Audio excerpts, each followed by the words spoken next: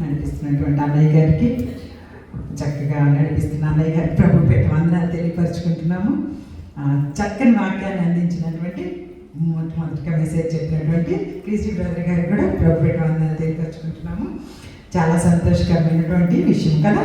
మనందరం కూడా ఎలా పూర్తి చేసుకుంటున్నాము, ఎవరు పక్కన చెప్పక్కర్లేదు. నీ ఖాళీ ఎలా ఉంది చూసుకో, నీ ఖాళీ ఎలా ఉంది, నీ ఖాళీ పూర్తి చేయి, సరిగ్గా పూర్తి చేయాలి. మనల్ని ఇతరులు ఎవరు వేలెత్తి చూపించక్కర్లా, ఎవరు ఖాళీ వాళ్ళకి తెలుసు కదా, ఎవరు ఖాళీ వాళ్ళకి తెలుసు ఎలా మనం పూర్తి చేసుకుంటున్నాము అనేది. సో ఖాళీ సరిగ్గా లేకపోతే సమాధానానికి, ప్రశ్నకి ఆ సమాధానం కరెక్ట్గా లేకపోతే ఇస్తారా టీచర్ ఆన్సర్కి జవాబు, అది కరెక్ట్ లేకపోతే ఖచ్చితంగా మార్కు రాదు, మార్కు పోయినట్టే. కాబట్టి దేవుడు కూడాను మనకి పరిపూర్ణమైనటువంటి మార్కులు ఆయన దగ్గర పొందుకోవాలి అంటే ఆ ఖాళీని మనం సరిగ్గా పూర్తి చేసుకోవడానికి ఈ లోకంలో మనందరం కూడా ప్రయత్నం చేయాలి. హల్లెలూయా, హల్లెలూయా. చక్కగా సమయం ఇచ్చినటువంటి బ్రదర్స్కి ప్రభు పేరు వందనాలు తెలియపరుచుకుంటున్నాం. నిజానికి ఈరోజు రాజు బ్రదర్ రావాలి. రాజు బ్రదర్కి పాపం సడన్గా జాబ్ ఏదో డ్యూటీ పడిందంట. ఈరోజు ఈ సహోదరులు ఇద్దరు వాక్యాన్ని పంచుకోవాలి. రాజు బ్రదర్ అండ్ మన క్రిస్టి బ్రదర్. ఆ దేవుడు వల్ల మనకి సమయాన్ని అనుగ్రహించారు. కాబట్టి చిన్న ప్రార్థన చేసుకొని పరిశుద్ధాత్మ సహాయంతో నేను కూడా ఎక్కువ సమయం తీసుకొని ఆల్రెడీ 4 అయింది, 4:30 కల్లా ముగించేస్తాను. మనం అన్ని చక్కని కార్యక్రమాలు నెక్స్ట్ చేసుకుందాం. ప్రార్థన చేసుకుందాం. మహోన్నతుడ మహా గొప్ప తండ్రి, స్తుతులకు స్తోత్రములకు అర్హుడైన మా ప్రియ పరలోకపు తండ్రి, మీకే వందనాలైనా. ఇదిగోనైనా ప్రభా, మీ సన్నిధిని కూడా ఈ స్థలంకు మమ్మల్ని అందరినీ చేర్చుకొని నైనా ఏ పాటి వారు తండ్రి మీ మాటలు మా ద్వారా మాట్లాడించుకుంటున్నారు. మట్టి మనుషులమైన మేము నాయన ప్రభా, మహత్తరమైనటువంటి మీ మాటలు మాట్లాడడానికి అర్హత లేని మమ్మల్ని ఎంచుకుంటున్నారు తండ్రి. మీకు వందనాలు తండ్రి, స్తోత్రం తండ్రి. అవును తండ్రి నాయన ప్రభా, మీరు నాయన మనిషిని ప్రేమించారు తండ్రి నాయన ప్రభా. మీ వాక్యాలను మాకు అందించి ఇదిగో వాక్యం ద్వారా మా జీవితాన్ని సరి చేసుకోమని తెలియపరుస్తూ ఇదిగో మీరు వచ్చే సమయానికి మేమందరము కూడా మీతో పాటు నాయన ప్రభా జయించువానికి నాయన ప్రభా నా సింహాసనం అందు కూర్చోబెడతానని చెప్పారు తండ్రి. స్తోత్రం తండ్రి, స్తోత్రం తండ్రి. నేను అలాంటి అర్హత సంపాదించుకోవడానికి మేము ఈ లోకంలో పోరాడుచుండగా మా పోరాటంలో మీరు నిలబడమని వేడుకుంటున్నాం తండ్రి. స్తోత్రం తండ్రి. మరి ముఖ్యంగానైనా వాక్యం చెప్పబోతుంది నేను కాదు, కానీ మీ ఆత్మతోడుతోనైనా మీరే మాతోనూ అందరితోనూ మాట్లాడమని మమ్మల్ని అందరినీ హెచ్చరింపచేయమని మా ప్రభు మీ ప్రియకుమారుని యేసయ్య పేరిట ప్రార్థించి ప్రతిమాలు వేడుకుంటున్నాం తండ్రి. ఆమేన్, ఆమేన్. నేనైతే యేసుక్రీస్తు ప్రభు వారు తిరిగి లేచి వెళ్ళారు కదా. ఎప్పుడు మనం వెళ్ళింది మనం జరుపుకున్నామా? ఆ యొక్క ఫెస్టివల్ అంతా బాగా జరుపుకున్నాం కదా. ఈస్టర్ అంతా చక్కగా యేసుక్రీస్తు ప్రభు వారు తిరిగి వెళ్తూ పోయిన వారం కూడా మనం ఏం తెలియపరుచుకున్నాము, శిష్యులందరూ కూడా ఆ కొండ మీదకు వచ్చారు. మేఘం ఒకటి యేసుక్రీస్తు ప్రభు వారిని తీసుకొని వెళ్ళిపోయింది పైకి కదా. ఇప్పుడు అపోస్తల కార్యం దగ్గరికి వద్దాం చూడండి. ఒకసారి మొదటి వచనం దగ్గరికి రాగలిగితే యేసుక్రీస్తు వారు నేను ఎలా వెళ్ళానో మళ్ళీ అలాగే తిరిగి వస్తానని చెప్పి శిష్యుడికి చెప్పి వెళ్ళిపోయారు. అపోస్తల కార్యం 1వ అధ్యాయం 12వ వచనం దగ్గరికి రాగలిగితే అప్పుడు వారు ఒలీవల అనబడిన కొండ నుండి యెరూషలేముకు తిరిగి వెళ్ళి ఆ కొండ యెరూషలేముకు విశ్రాంతి దినమున నడవదగినంత సమీపంగా ఉన్నది. వారు పట్టణంలో ప్రవేశించి తాము బస చేయుచుండిన మేడగదిలోకి ఎక్కిపోయి వారెవరనగా చూడండి, పేతురు, యోహాను, యాకోబు, ఆంద్రియ, ఫిలిప్పు, తోమా, బర్తలోమియ, మత్తయి, అల్ఫయి కుమారుడగు యాకోబు, జెలోతు అనబడిన సీమోను, యాకోబు కుమారుడు యూదా అనువారు. వీరందరూ వీరితో కూడా కొందరు స్త్రీలు, యేసు తల్లి అయిన మరియ, ఆయన సహోదరులు. హల్లెలూయా, హల్లెలూయా. ఇక్కడ ఒకటి గుర్తుపెట్టుకోవాలి, ఎవరు కలిసారు వీరితో పాటు? ఇప్పుడు యేసుక్రీస్తు ప్రభువు తిరిగి లేచిన తర్వాత సహోదరులు కూడా కలిశారనమాట.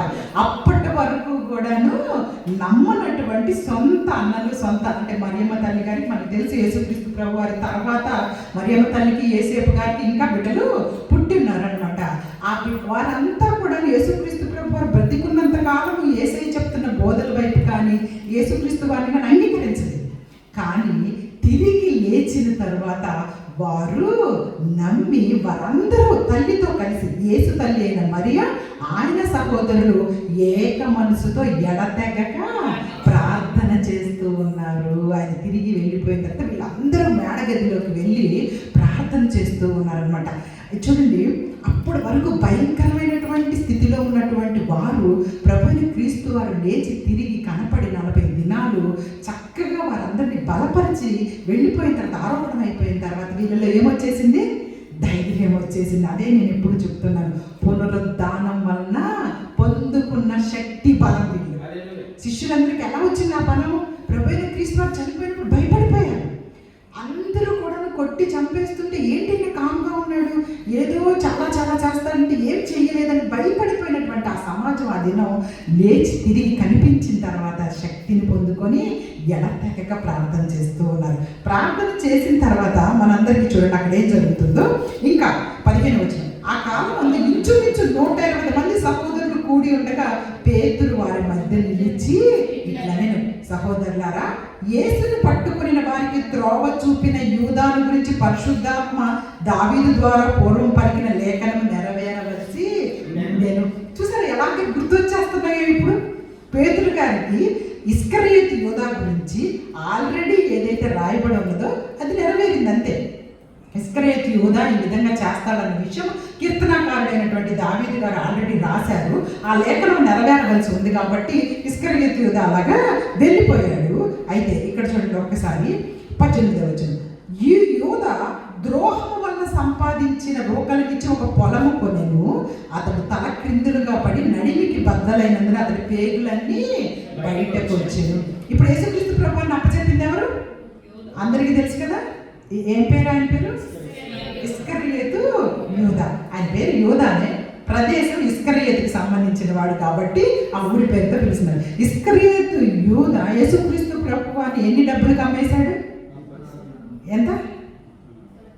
30 వెండి నాణ్యాలకి. 30 వెండి నాణ్యాలకి యేసుక్రీస్తు ప్రభు వారిని వాళ్ళు 30 వెండి నాణ్యాలు ఇస్తాము, ఆయన ఎక్కడ ఉంటాడు, ఏ టైంలో దొరుకుతాడు, కరెక్ట్గా చెప్పు అని చెప్పగానే 30 వెండి నాణ్యాలు వాళ్ళ దగ్గర తీసుకొని చక్కగా తీసుకెళ్ళి మరి అన్ని మనుషుల మధ్యలో యేసుక్రీస్తు ప్రభు వారు ఎవరో వాళ్ళు గుర్తుపట్టలేరేమో అనుకొని ఈయన వెళ్ళి ముద్దు పెట్టుకొని ప్రభువైన క్రీస్తు వారు ఈయనని చెప్పి సూచనగా మరి చెప్పి అప్పచెప్పేశాడు. ఈ 30 వెండి నాణ్యాలు తెచ్చుకున్నాడు. కానీ యేసుక్రీస్తు ప్రభు వారు చనిపోయిన తర్వాత చూడండి ఆ 30 వెండి నాణ్యాలు బట్టి అతనికి బాధ వచ్చేసింది. బాధ వచ్చిన తర్వాత ఏం జరిగిందంట, వాటిని బట్టి వీళ్ళందరూ ఏం చేశారంటే ఒక పొలం కొన్నారంట. అవి వద్దనేసాడు. ఇస్కరియోతు కూడా ఏం చేసేసాడు, ఆ తర్వాత ఈ వెండి నాణ్యాలు నాకు వద్దు అని చెప్పేసేసి అక్కడ విసిరేసేసి వెళ్ళి ఊరి పెట్టేసుకున్నాడు. సాతాను మనిషిని పాపం చేసిన తర్వాత ఏం చేసింది చెప్పండి? చంపేయడానికి, చచ్చిపోమని ఊరికే ప్రేరేపిస్తుంటుంది అన్నమాట. ఇంకెందుకు నువ్వు బ్రతికేది, నువ్వు ఇంత పాపం చేశావు. ఒకవేళ నీ పాపానికి యేసుక్రీస్తు ప్రభువు నేను పశ్చాత్తాపం నువ్వు పొందితే నిన్ను కాపాడుతానని చెప్పిన ఈ మాట కంటే కూడా మనం ఆ పాపాన్ని దేవుని దగ్గర ఒప్పుకొని పశ్చాత్తాప పడకుండా సాతాను ఏం చేస్తుంటుంది, నువ్వు ఎంత ప్రార్థన చేస్తే ఏముంది, నువ్వు ఆల్రెడీ పాపాత్ముడివే అని జ్ఞాపకం చేసేసి మనందరినీ ఏం చేస్తూ ఉంటుంది, ఒక డిప్రెషన్లోకి, ఒక నిరాశలోకి తీసుకెళ్ళిపోతూ ఉంటుంది. అదే వాడి పని అనమాట. అందుకే పేతురు గారు రాసిన పత్రికలో ఎవరిని మృంగుతున్నా అని అపవాది ఎలా తిరుగుతున్నాడంటే గర్జించు సింహం వల్ల తిరుగుతున్నాడంట. ఇంతకీ విషయం ఏంటంటే వాడికంట సమయం లేదనంట. మనమేమనుకుంటున్నాం, మనమేమో దేవుని పని చేయాల్సిన వాళ్ళమేమో సమయం చాలా ఉందిలే, మనకేం పోయింది అన్నట్టు మనం తిరుగుతున్నాము. అపవాది ఏం చేస్తున్నాడంటే నాకు సమయం ఎక్కువ లేదు, నేను తొందరగా అందరినీ మింగేయాలి, వీళ్ళని చంపేయాలి, వాళ్ళని చంపేయాలి, వాళ్ళని పాపంలో పడేయాలి, వీళ్ళని పాపంలో పడేయాలి, అమ్మో వీళ్ళ వల్ల ఇంత మంది దేవుళ్ళలోకి వస్తున్నారని చెప్పేసి మనందరినీ పాపంలో పడేసి వాడి వైపు తిప్పుకోవడానికి వాడేమనుకున్నాడంట, సమయం నాకు లేదనుకుంటున్నాడంట. నాకు చాలా సమయం కొంచెమే ఉందని. కానీ దేవుని పని చేయాల్సిన మనం ఏమనుకుంటున్నాము, మాకు చాలా సమయం ఉంది, ఏం పర్వాలేదు, మేమేం ఇప్పుడేం చచ్చిపోవట్లేదు. చివరిలో చాలామంది అంటుంటారు కదా, అనేక సార్లు మన భక్తి జీవితాల్లో ఉన్నటువంటి సునీలన్న గారు కానీ వంశన్న గారు కానీ చెప్పేటప్పుడు కూడా చెప్తుంటారనమాట. హాస్పిటల్లో బెడ్ మీదకి వెళ్ళి సెలైన్లన్నీ ఇక్కడ గుచ్చి అక్కడ గుచ్చి అప్పుడు బైబిల్ తీసుకురండి బాబు అంటారంట. ఇప్పుడు బైబిల్ తీసుకురండి బాబు, కాసేపు బైబిల్ చదువుకుంటాను నేను అంటుంటారంట కొంతమంది.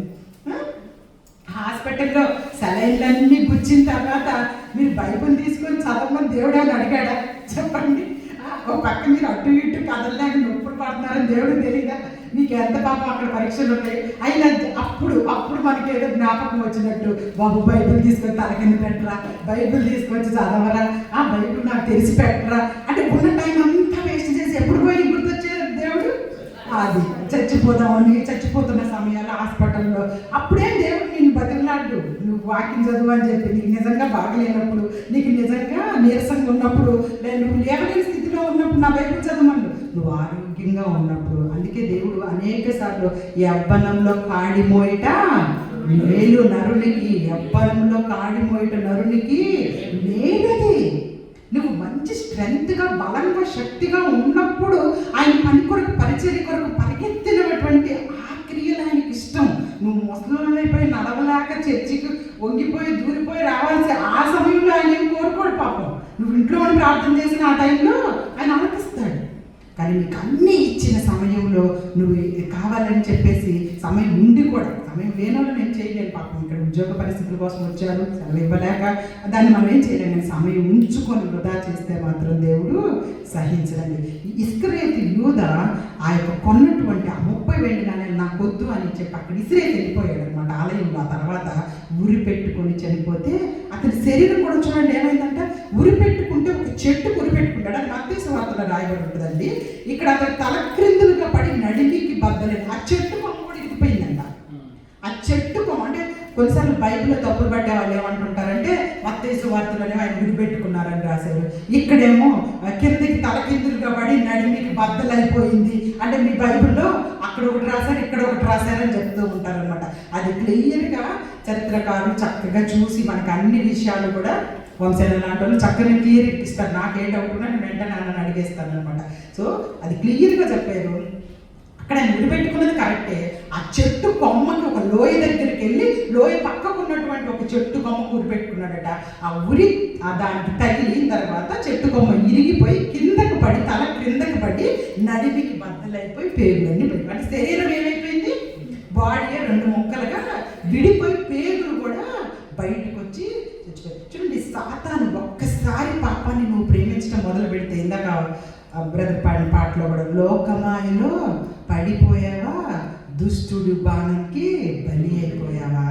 లోకమాయలో పడ్డానంటే వాడి బాణంలోకి వెళ్ళిపోయినట్టే, వాడి మాయలోకి పడిపోయినట్టే. వాడికి నిన్ను ప్రాణం తీసేదాకా నిన్ను అవే గుర్తు చేస్తూ ఉంటాడు. కానీ యేసయ్య చెప్తున్నాడు, ఒక్కసారి మళ్ళీ నా దగ్గరకు వచ్చేసేయి, తిరిగి వచ్చేసేయి.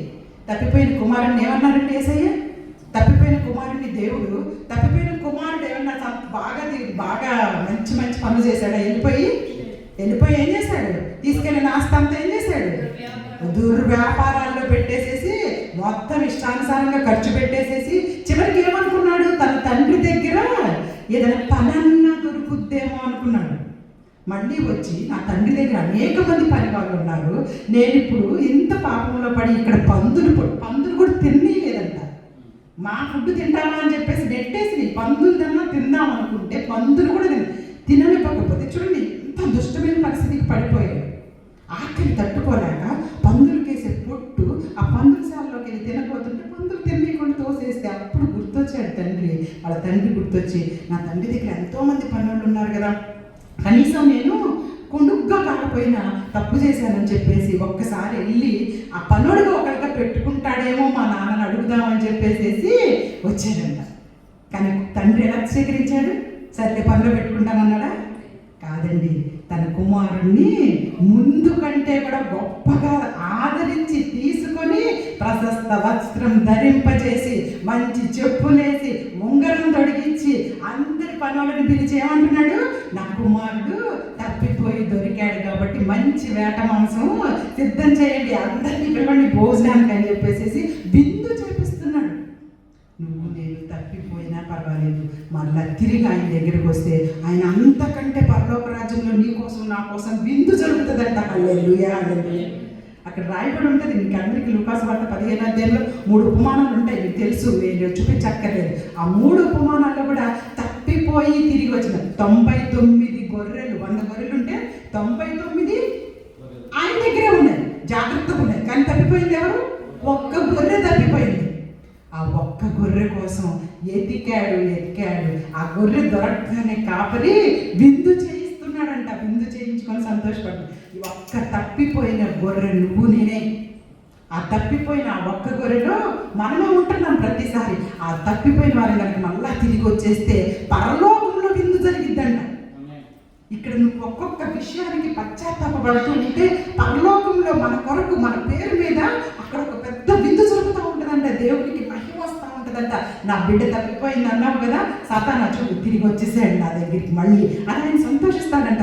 మరి ఎందుకు తిరిగి రాకుండా మనం ఇంకా చేసేవాళ్ళు ఎట్టా ఒక తప్పు, ఇంకో రెండోది చేద్దాం, మూడోది చేద్దాం, నాలుగోది చేద్దామని ఇక వరుసగా తప్పుల మీద తప్పులు చేసుకుంటూ వెళ్ళిపోతుంది సమాజం. అట్లా వద్దు. నువ్వు చేస్తుంది తప్పన్న విషయం నీ జీవితంలో క్లియర్గా నీకు తెలుస్తున్నప్పుడు ఖచ్చితంగా దేవుని దగ్గరకు వచ్చి పశ్చాత్తాపడు. ఆయన ఎవ్వరిని తోసేసే ఆయన కాదు, అందరినీ ప్రేమించేటటువంటి గొప్ప దేవుడు మనం కలిగి ఉన్నాం. ఆయన ప్రేమ తెలుసుకోవడానికి ఇదిగో ఇందాక మంచి పాట, అన్ని పాటల్లో ఆయన ప్రేమ కదా ఉంటుంది. ఎంత మంచి నీ ప్రేమను మేము ఎలా కొలవగలమయ్యా, ఎంత ఎత్తు కృపామయుడ. ఆ పాటలో కూడా నీ ప్రేమ గురించి అంత కృప కుమ్మరిస్తూ ఉన్నాడు మనకి దేవుడు. చూడండి, ఒక పాముకి పాలే కదా పోస్తాం మనం. పాము తాగేది ఏంటిది మనకు తెలిసినంత వరకు. పాము పాలు తాగిద్దని ఉద్దేశంతో చాలా మందిని పాలు పోస్తూ ఉంటారు. వచ్చేది కలిసినప్పుడు పాలు కలిసిద్దా, వచ్చి విషం కలిసిద్ది కదా. విషమే అది చిన్నిద్ది అంతే తప్పించి వీళ్ళు పాలు పోసారని చెప్పి వచ్చి పాలు మన మీదేవి పోయేదు పాము. అలాంటి మనుషులు ఉన్నటువంటి సమాజంలో మనం ఉన్నాం. భయంకరమైనటువంటి మన సమాజంలో మనం బ్రతుకుతున్నాము. దేవుడు తప్పించి మనకి ఇంకెవ్వరు కూడాను తోడు లేరు, మార్గం కూడా ఆయనే. ఇది గుర్తుపెట్టుకోవాలి. ఇక్కడ ఇస్కరియోతు తప్పిపోయాడు. చూడండి, ఆ తర్వాత 19వ వచనం అపోస్తలుల కార్యం 1వ అధ్యాయము. ఈ సంగతి యెరూషలేములో కాపాడుతున్న వారందరికీ తెలియవచ్చింది కనుక వారి భాషలో ఆ పొలమునకు అకేల్దెమ అనబడి ఉన్నది, దానికి రక్తభూమి అని అర్థమట. ఇందుకు ప్రమాణంగా అతని ఇల్లు పాడైపోవును గాక, దానిలో ఎవరు కాపురం ఉండకపోవును గాక, అతని ఉద్యోగం వేరొకడు తీసుకును గాక అని కీర్తనలు 108వ కీర్తన చూడండి ఒకసారి. 108వ కీర్తన 109వ వచనం చూసుకుంటే కనుక అక్కడ మనందరం కనుక చూసుకోగలిగితే 108వ కీర్తనలో మనందరం వెళ్ళగలిగితే అక్కడ ఇస్కరియోతు యూదా గురించి రాయబడినటువంటి ప్రవచనం అన్నమాట. అది ఆ ప్రవచనము ఇక్కడ నెరవేరింది. ఒకసారి చూడండి 108వ కీర్తన తీసారా, 108వ కీర్తన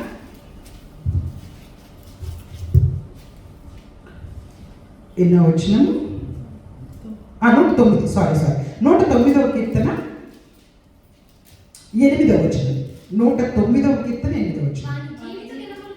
ఇది ఎవరి గురించి అంటే ఇస్కరియోతు యూదా గురించి అప్పట్లోనే ప్రవచించేశారు దావీదు గారి ద్వారా పరిశుద్ధాత్మ దేవుడు. సో అది ఇప్పుడు నెరవేరింది. చదవండి.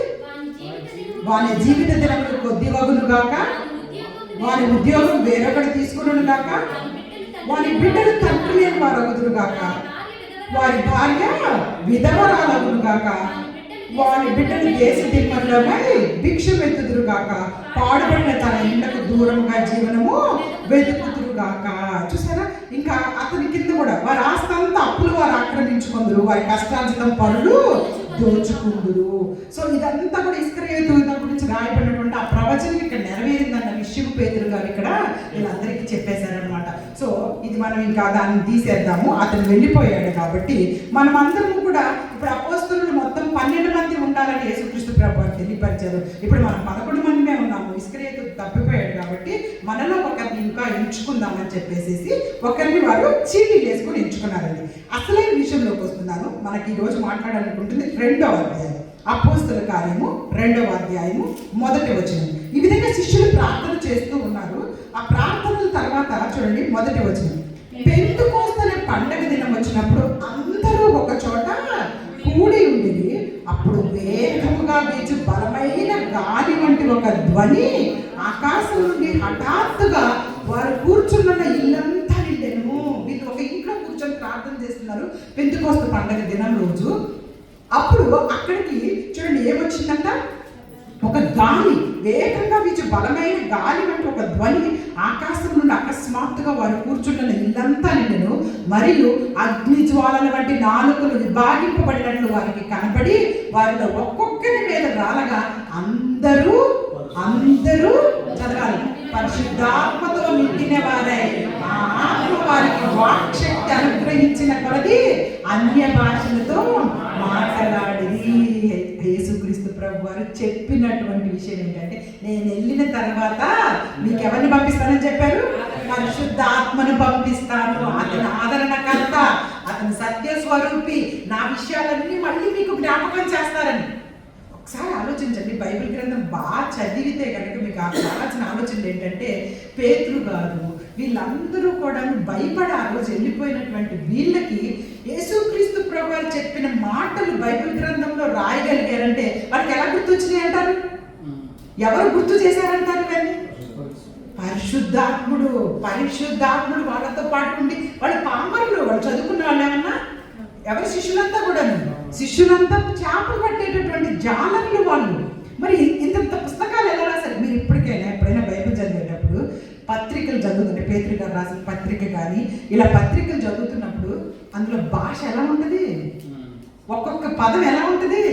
తెలుగు వచ్చిన వాళ్ళు, బాగా తెలుగు వచ్చిన వాళ్ళకే కష్టం ఉంటుందా లేకపోతే ఈజీగా ఉంటుందా? ఎంత కఠినమైన పదాలు ఉంటాయి తెలుగులో.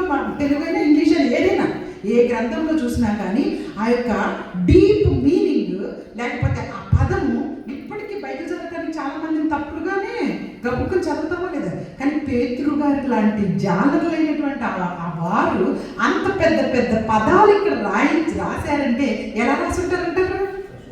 అంత పరిశుద్ధాత్ముడే, అంటే దేవుడే ఈ యొక్క వాక్యాలను రాయించారు. మన ఇష్టానుసారంగా ఉండటానికి వీల్లేదు దేవుని యొక్క వాక్య విషయంలో. ఏదో నువ్వో నేను రాసుకున్నాను కాగితాలు పుస్తకాలు కాదు. మనం ప్రతిదీ కూడా చాలా దేవుని యొక్క మాటల మీద శ్రద్ధ కలిగి వాటిని చదవాలి. అయితే ఇప్పుడు పరిశుద్ధాత్ముడు వాళ్ళ మీదకి వచ్చారంట. 5వ వచనం చూడండి ఒకసారి.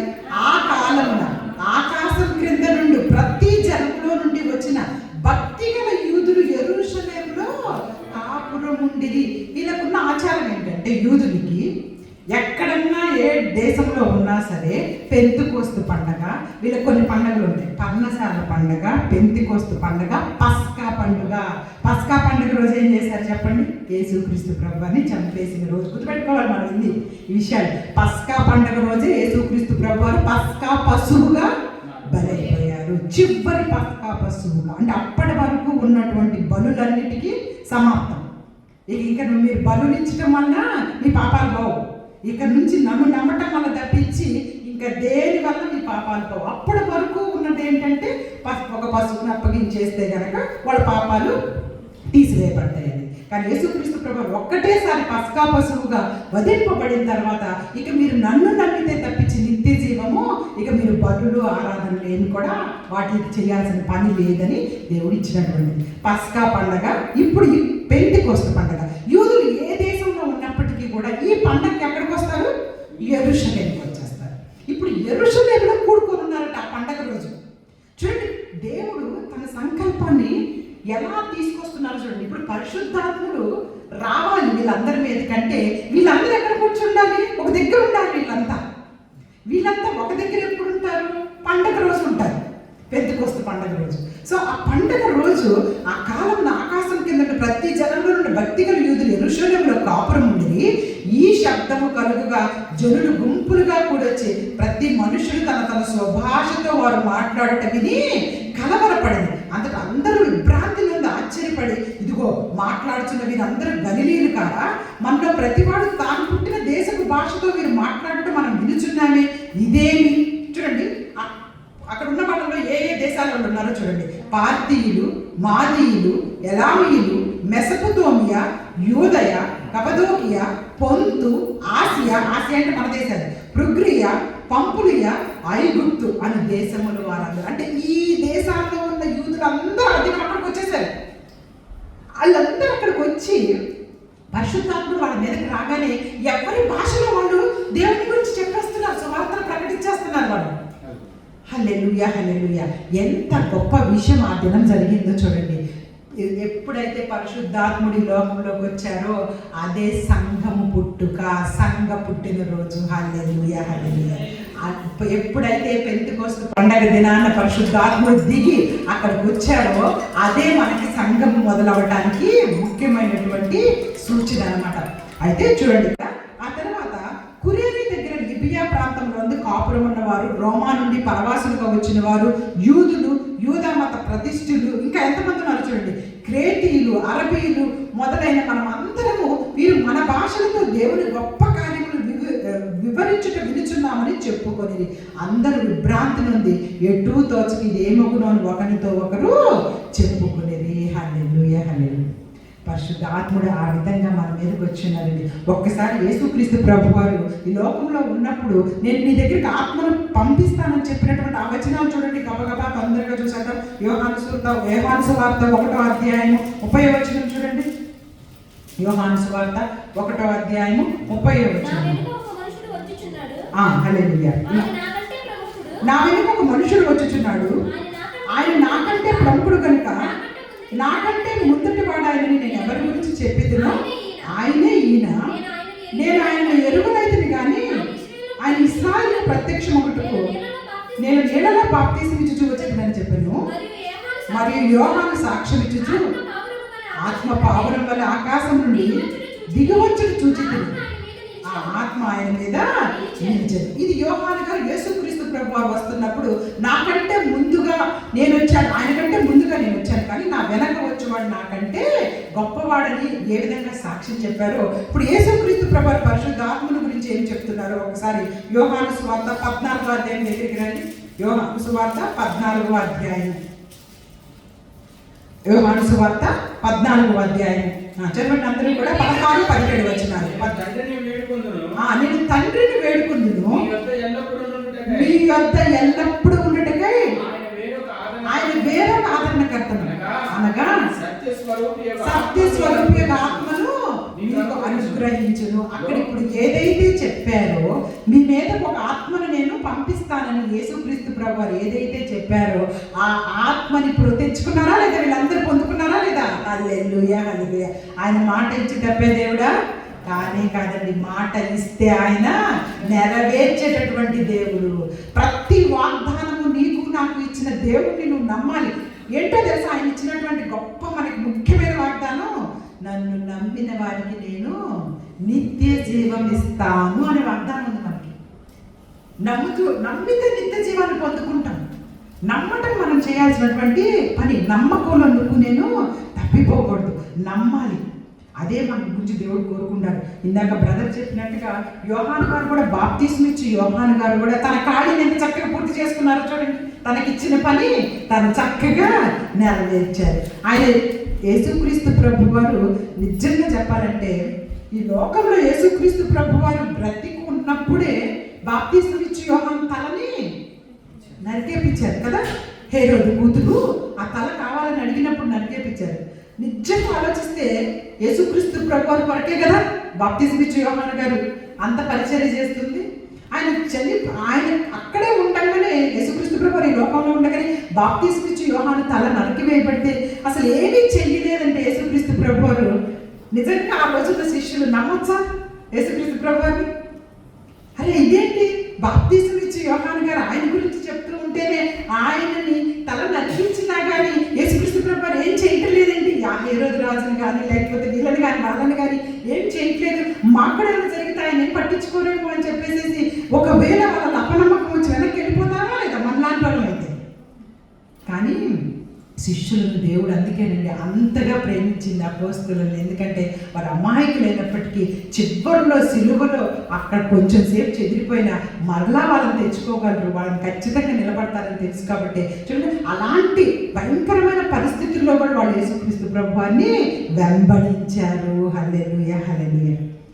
మన జీవితాల్లో ఏదైనా చిన్న కష్టం రాగానే లేదా దేవుడు మన జీవితాల్లో ఏదైనా కార్యం చేయలేదంటే మనం ఏమైపోతుంటాం వెంటనే ఇంక ప్రార్థన చేసిన ఏమీ ఉపయోగం లేదు అని చెప్పేసి ఇంకా జనాలు వేరే వాళ్ళు చాలా మంది పల్లెటూరులో అయితే ఆ తాయెత్తు కట్టించుకొని రా ఈ తాయెత్తు కట్టించుకొని రా అని ఇది మానేసి ఇంకొకటి ఎట్టేటో పోతుంటారు. చూసారు కదా, మనం చూస్తూనే ఉంటాం.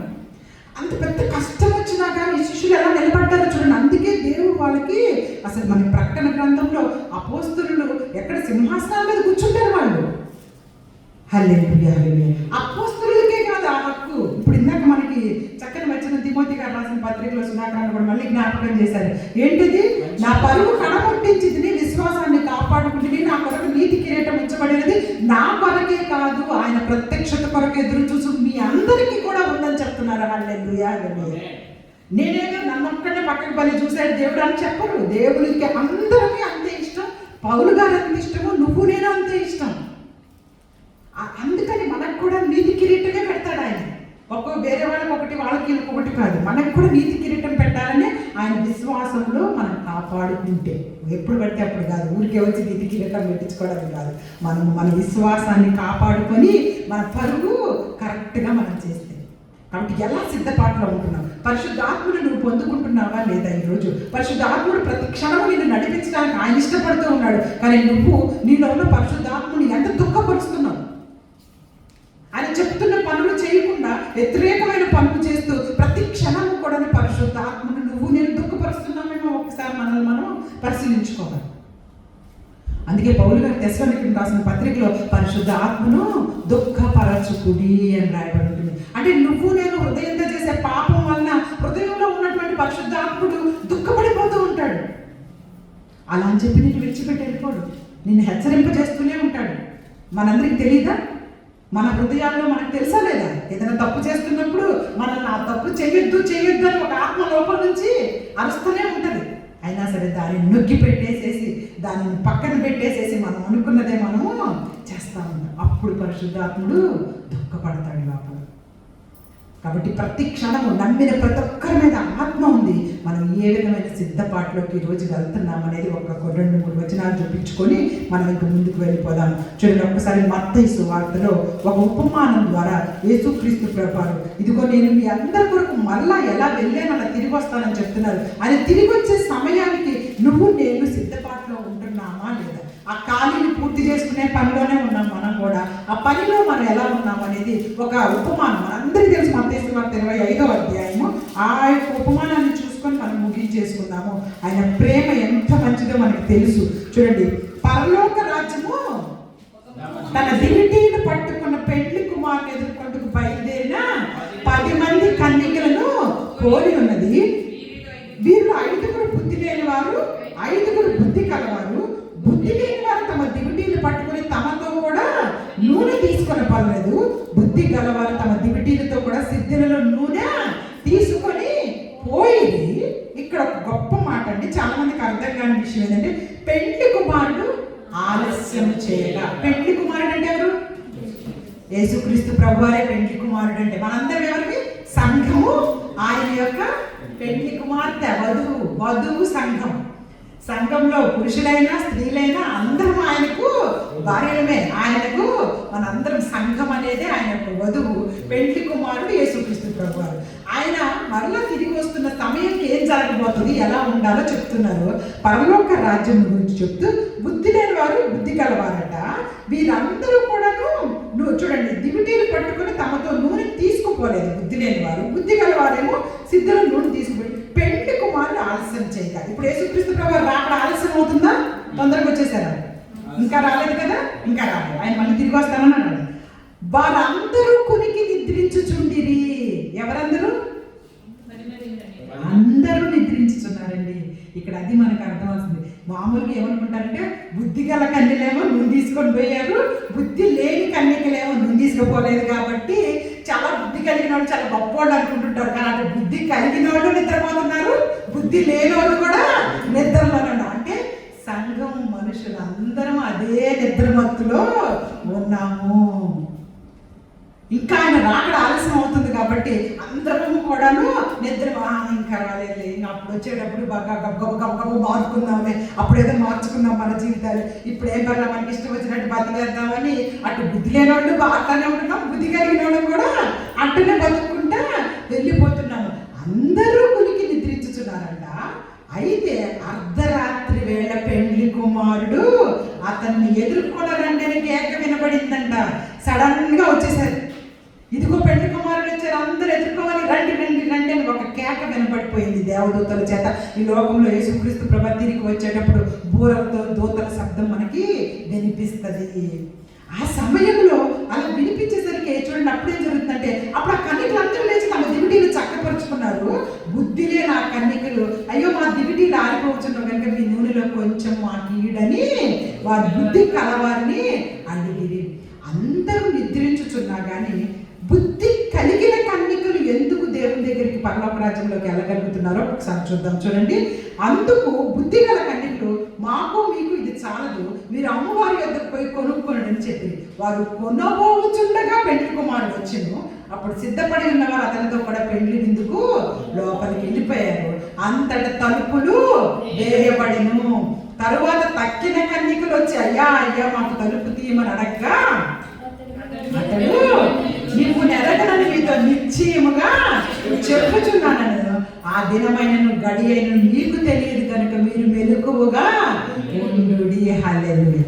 ఇప్పుడు బుద్ధి లేని కన్యకలు, బుద్ధి కలిగిన కన్యకలు అందరికీ ఏమొచ్చేసింది? నిద్ర వచ్చేసింది అందరికీ. ఎందుకు? పెళ్లి కుమారుడు ఆలస్యం వస్తున్నాడు కాబట్టి. మన జీవితాలు అన్నింటిలో కూడా సమాధానంగా ఆచారం చేసుకోవచ్చు అన్నట్టుగా ఈరోజు చర్చికి వెళ్ళకపోతే ఏమైంది, వచ్చే వారం పోవచ్చులే, ఆ వచ్చే వారం కాదు ఇంకో వచ్చే వారం, ఎందుకంటే వారం ఉంటుంది కదా చర్చి అన్నట్టుగా ఒక కులికి పట్టులోకి వెళ్ళిపోతా ఉన్నారనమాట అందరూ కూడాను. కానీ ఇప్పుడు చూడండి, సడన్గా యుద్ధం వచ్చేసింది. దుబాయ్లో చర్చిలు ఏం పెట్టొద్దు అన్నారు, పోయిన వారం అమ్ముతారు వారం. ఏ రోజు ఏం జరుగుతుందో మనకేమీ తెలీదు. అలాగే ఈరోజు యేసుక్రీస్తు ప్రభువు తిరిగి వచ్చే సమయంకి బుద్ధి కలిగిన కన్యకలేమో వారి దివిటీని సిద్ధపరచుకొని గబగబా పెండ్లి కుమారుతో పాటు లోపలికి వెళ్ళిపోయారు. ఎందుకంటే వారి దగ్గర ఏముంది? నూనె ఉంది. నూనె దేనికి అర్థం? దేవుని వాక్యానికి అర్థం. హల్లెలూయా హల్లెలూయా. వారికి కునుకొచ్చినా వారు దేంతో నింపబడి ఉన్నారు? వారు వాక్యంతో నింపబడి ఉన్నారు. బుద్ధి లేని వాళ్ళ దగ్గర ఏం లేదు? నూనె లేదు, వాక్యము లేదు. వారు వాక్యముతో సిద్ధపాటులో లేవు. అందరికీ నిద్ర వచ్చినా, అందరం ఒక దీనమైనటువంటి స్థితిలోకి వెళ్ళిపోయినా పెళ్లి కుమారుడు ఆలస్యం వస్తున్నాడు. ప్రభువైన యేసుక్రీస్తు వారు అక్కడ ఆలస్యం చేస్తుంది. ఎవరి కోసం ఆలస్యం చేస్తున్నారు? ఆయన దీర్ఘశాంతం చూపుతుంది. నీ కోసమే కదా, నా కోసమే కదా అని వాక్యం పేతురుగా రాసిన పత్రికలో ఉంటుంది. దీర్ఘశాంతం ఎందుకు చూపిస్తున్నాడంటే ఇంకా ఎవరో మారు మనసు పొందాలని ఆయన ఆశపడుతున్నాడు. ఇదిగో ఇప్పుడు నేను వచ్చేస్తే ఇప్పుడు ఇంకా మారు మనసు పొందలేదంటే నరకానికి వెళ్ళిపోతాడు. ఇప్పుడు నరకానికి పంపించడం ఇష్టం లేదు దేవుడికి. ఎవరు ఏ బిడ్డ నరకానికి పోవడం దేవుడికి ఇష్టం లేదు. అందుకు దీర్ఘశాంతం చూపిస్తున్నారు. ఇంకా నేను రాకుండా కొంచెం ఆయన తలుపు దగ్గరే ఉన్నారు. మనందరికీ తెలుసు కదా ఆ యొక్క మాట కూడా, మనం ఆ పాట కూడా పాడుకుంటాం. ఎక్కడున్నారు? మన హృదయమనుడు తలుపునద్ద ఎప్పుడు పట్టుకొని కొట్టుచునే ఉన్నారు. హృదయమనుడి తలుపునద్ద యేసునాథుడు నిలచి సదయుడగుచు తట్టుచుండి సకల విధములుగా. ఏదో ఊరికే ఒక రకంగా కొట్టి కాదు, నిన్ను ఎంతమంది సేవకులను పంపించి మార్చాలో అంతమంది చేత సకల విధాలు వాడుతున్నారంటే దేవుడు నిన్ను మార్చుకోవడానికి, నన్ను మార్చుకోవడానికి. ఎన్ని విధాలుగా మన దగ్గర పంపుతున్నా ఇంకా నువ్వు వాక్యాన్ని గ్రహించుకోకుండా, ఇంకా కనుక దేవుళ్ళలోకి రాకుండా, ఇంకా పశ్చాత్తాప పడకుండా ఉంటే మరలా మన జీవితం ఏంటిదో మనందరికీ తెలుసు. అలా ఉండకూడదని దేవుడు ఆలస్యం చేస్తూ ఉంటే ఈ కన్యకలు ఎవరైతే నూనెతో సిద్ధపాటులో ఉన్నారో వారు చక్కగా పెండ్లి కుమారుతో పాటు వెళ్ళిపోయి ఇందులో పాల్గొన్నారు. వాక్యంతో నింపబడని వారు విడిచిపెట్టబడ్డారు. ఆ కన్యకలు మళ్ళా వచ్చేయమన్నారు, అయ్యా అయ్యా మాకు తలుపు తీయమని అడుగుతూ ఉంటే మిమ్మల్ని ఎవరు నేను ఎరగనని నిశ్చయముగా చెప్పుచున్నాను. బైబిల్ గ్రంథంలో స్పష్టంగా నిశ్చయంగా నిర్భయంగా అని మాటలు వాడారు అంటే ఇక దానికి తిరుగులేదు, ఇక రానివ్వరు అంతే. ఒక్కసారి మూత పడిపోయిన తర్వాత ఇంక నువ్వు ఎంత బతికినాడుకున్నా ఇక రానివ్వరు. కాబట్టి అలాంటి స్థితిలోకి మనము వెళ్ళకూడదు. వాక్యంతో నింపబడి ఉండాలి. ఎప్పుడు దేవుని వాక్యాన్ని మనము బైబిల్ గ్రంథం చదువుకోవాలి. కానీ చదువు సరిగ్గా రాకపోతే ఈ రోజుల్లో యూట్యూబ్లో అన్నీ వచ్చాయి. ఒక్కొక్క అధ్యాయం మీరు వినాలనుకోవాలే కానీ ఇదిగో మత్తయి సువార్త నేను మొదటి అధ్యాయం వినాలి అని మీరు మాట్లాడితే వినపడిపోతుంది యూట్యూబ్ మొత్తం. మీరు ఎక్కడ కూర్చొని వినాలనుకున్నా చక్కగా వినపడిపోద్ది. మనం ఈ కాకుండా లోకమైన కబుర్లు అయితే ఎంతసేపు అయినా వింటాం, కానీ బైబిల్ వినాలంటే మనకి మనసులు రావు. కాబట్టి నాకు చదువురాదు కాబట్టి నన్ను దేవుడు వదిలేస్తాడులే, వాక్యం నేను చదవలేదు అని అనుకోవద్దు. ఈరోజు దేవుడు సర్వలోకానికి వెళ్ళి సర్వ సృష్టికి నా సువార్తను ప్రకటించండి అని శిష్యులకు ఆజ్ఞాపించారు. అంటే ఆయన సర్వలోకానికి సర్వ సృష్టికి దేవుని వాక్యం ఎలా వెళ్తుంది? ఇప్పుడు యూట్యూబ్స్ ద్వారా వెళ్ళట్లేదా? యూట్యూబ్స్ ద్వారా మనమే వెళ్ళి చెప్పాల్సిన పని ఎక్కడన్నా ఉందా? మారుమూల గ్రామాల్లో కూడా అందరికీ ఏమున్నాయి? ఫోన్లు ఉన్నాయి కదా. అందరికీ కూరగాయలు అమ్మే వాళ్ళకైనా, చెప్పులు కుట్టే వాళ్ళకైనా, లేకపోతే ఇంకా ఏమి తెలియని వాళ్ళకైనా కానీ ఫోన్లు అనేవి ఉన్నాయి. అందులో యూట్యూబ్ ఉంది. అందులో ఆల్రెడీ దేవుని యొక్క వాక్యము నిక్షిప్తమై ఉన్నది. నువ్వు వినాలనుకునే ఆశ కలిగి ఉంటే దేవుడు ఏదో ఒక విధంగా నీకు వినిపిస్తారు. కాబట్టి దేవుని వాక్యాన్ని నిర్లక్ష్యము చేయొద్దు. కాబట్టి ఈ దినము దేవుడు మనతో మాట్లాడుతుంది అంటే, ఇదిగో నేను పరిశుద్ధాత్ముడిని మీకు అందరి కోసం పంపించాను. ఆ దినము పరిశుద్ధాత్ముడు శిష్యులందరి మీదకి వచ్చారు. కాబట్టి ఆ తర్వాత మీరు అపోస్తల కార్యాలు 2వ అధ్యాయము చదువుకోండి. పేతురు గారు మాట్లాడుతున్న మాటలకి అక్కడున్న వారంతా కూడాను పరిశుద్ధాత్మను మాటలతోటి అందరూ బాప్తిసం పొందారండి. ఎంతమంది బాప్తిసం పొందారు? ఒకటే దినం 3,000 మంది బాప్తిసం పొందారంట. ఎంత మాట్లాడితే 3,000 మంది బాప్తిసం తీసుకుంటారు. ఈ రోజుల్లో ఎంతమంది ఎన్ని రకాల వాక్యాలు చెప్తున్నా ఒకళ్ళు బాప్తిసం తీసుకుంటున్నారా? ఒక్కళ్ళు మారమనిసి వచ్చి నేను తీసుకుంటాను అంటున్నారా? మొన్న వంశీయాన్ని వచ్చినప్పుడు బాప్తిసాలు ఎవరైనా తీసుకుంటారా అని ప్రతిరోజు అన్న ప్రకటిస్తానే ఉన్నాడు. ఎవరన్నా ఒక్కళ్ళన్నా బాప్తిసం తీసుకోవడానికి వచ్చారా? లేదు. అంటే పేతురు గారు ఏ మాటలు మాట్లాడుంటే అంత ఉద్యోగంతో వాళ్ళు 3,000 మంది ఒకటేసారి బాప్తిసం తీసుకున్నారంటే ఆలోచించండి. హల్లెలూయా. అంటే ఉద్యోగం ఈరోజు సేవకుల్లో లేదో, వాక్యం చెప్పేవారిలో లేదో, లేకుంటే నిజంగా పశ్చాత్తాపం లేకుండా మనుషుల్లోకి అయిపోతుందో తెలియదు, కానీ దాని గురించి మనం అయితే ప్రార్థన చేయాలి. హల్లెలూయా. అందరము అంతటా మారు మనసు పొందాలని దేవుడు కోరుకుంటూ ఉన్నారు. ఆ అజ్ఞాన కాలం అయితే అని ఉంటుంది. అపోస్తుల కార్యం 17వ అధ్యాయం ఏమని రాయబడుతుంది? ఒక్కసారి వచ్చిన చూపిస్తాను చూడండి. అపోస్తుల కార్యాలు 17వ అధ్యాయము, అపోస్తుల కార్యాలు 17వ అధ్యాయము ఒకసారి వచ్చినము 17వ అధ్యాయము 28వ వచనము 30వ వచనం చూద్దాం డైరెక్ట్గా. సరిగ్గా చదవండి. ఆ అజ్ఞాన కాలంలో దేవుడు చూచి చూడనట్టుగా ఉండేను. ఇప్పుడైతే అంతటను అందరూ మారు మనసు పొందవాలని మనుషులకు ఆజ్ఞాపించుచున్నాడు. హల్లెలూయా. ఆజ్ఞాన కాలాలు అన్నారంటే ఆ టైంలోనే. ఇది ఎప్పుడు రాసింది? అపోస్తుల కార్యాలంటే అప్పుడు టీవీలు ఫోన్లు లేని కాలాల్లోనే దేవుడు ఆ టైంకి ఏమంటున్నారంటే ఆజ్ఞాన కాలాలు అంటే అంతకంటే ముందు కాలాల సంగతి చెప్తున్నారు యేసయ్య దేవుడు. అంతకంటే ముందు కాలాన్ని అయితే ఆజ్ఞాన కాలం నేను చూసి చూడనట్టున్నాను, కానీ ఏదో కొంచెం తప్పులు చేసినా లేకపోతే పాపం వీళ్ళకి ఇంకా వాక్యం తెలియదు. కానీ ఇప్పుడైతే అంటే అప్పుడు సమయంలో చెప్తున్నారు అన్నమాట. అప్పటికే అంటే 2,000 సంవత్సరాల క్రితమే ఏమంటున్నారంటే ఇప్పుడైతే నేను ఒప్పుకోవట్లేదు, అంతటా అందరూ మారు. ఇక 2000 తర్వాత ఇంకా ఫోన్లు చేతుల్లోకి వచ్చి బైబిల్ చెప్పగలిగిన వాళ్ళు యూట్యూబ్స్లో వాక్యం ఇన్ని వచ్చాక ఇంక కూరుకుంటాడంటారు. అప్పుడే దేవుడు నేను కూరుకొని అంటున్నారు. అజ్ఞాన కాలాలు అయితే నేను చూసి చూడనట్టున్నాను, కానీ ఇక మీ కాలానికి అసలు ఒప్పుకోవట్లేదు అంటాడు ఆ టైంలోనే. అలాంటిది ఈ కాలానికి అసలు ఒప్పుకుంటారా మనం ఇంకా కనుక పశ్చాత్తాపడకపోతే, మారు మనసు పొందకపోతే? కాబట్టి మనం చాలా జాగ్రత్తగా సిద్ధపాటు కలిగిన కన్నికల వలె దేవుని వాక్యంలో బలంగా కనుక ఉండగలిగితే దేవుడు వచ్చిన సమయానికి మనకి నూనె సిద్ధంగా ఉంటుంది. చక్కగా ఆయనతో పాటు మనము పరలోక రాజ్యంలోకి మన దివిటీని వెలిగించుకొని ఆ నూనెతోటి. ఆత్మ దివిటి అంటే ఏంటని అనుకుంటున్నారు? ఇంకేదో కాదు. దివిటి అంటే వెలగాల్సింది ఏంటి? మన ఆత్మ, మన దివ్యమైనటువంటి ఆత్మ వాక్యం ద్వారా ఎప్పుడు వెలుగుతూ ఉండాలి. ఆ ఆత్మ ఎలా వెళ్తుందంటే దేవుని రాజ్యానికి వాక్యంతో నువ్వు నింపబడి నీ యొక్క ప్రవర్తన అంతా సరి చేసుకుంటున్నావు. కాబట్టి ఖచ్చితంగా నువ్వు ఆ యొక్క ఆత్మతోటి నువ్వు లోపలికి వెళ్ళగలుగుతావు. లేకపోతే నూనె సరిగ్గా లేకపోతే నీ ఆత్మ ఏమైపోతుంది? నీ దీపం ఏమైపోతుంది? నూనె లేకపోతే ఆరిపోతుంది. అది మామూలుగా జనరల్గా మనకు తెలిసిన విషయమే. నూనె లేకపోతే ఆరిపోతుంది, దీపం వెలగదు. కాబట్టి నీ ఆత్మ కూడా ఆరిపోతుంది. అలాంటి స్థితిలోకి మనందరం వెళ్ళకూడదని కోరుకుంటూ ఆయన ప్రతి క్షణం మనల్ని ప్రేమిస్తూనే ఉన్నారు. భక్తులందరినీ కూడా ఆయన మనకి చూపించి పెట్టారనమాట. చూడండి, కాబట్టి ఈ దినం మన జీవితాల్లో మనం కూడా మంచిగా బ్రతకాలి, సిద్ధపాటు కలిగి ఉండాలని కోరుకుంటూ చిన్న వాక్యాన్ని దేవుడు ఆశీర్వదించి దీవించును గాక. ఆమేన్. God bless you.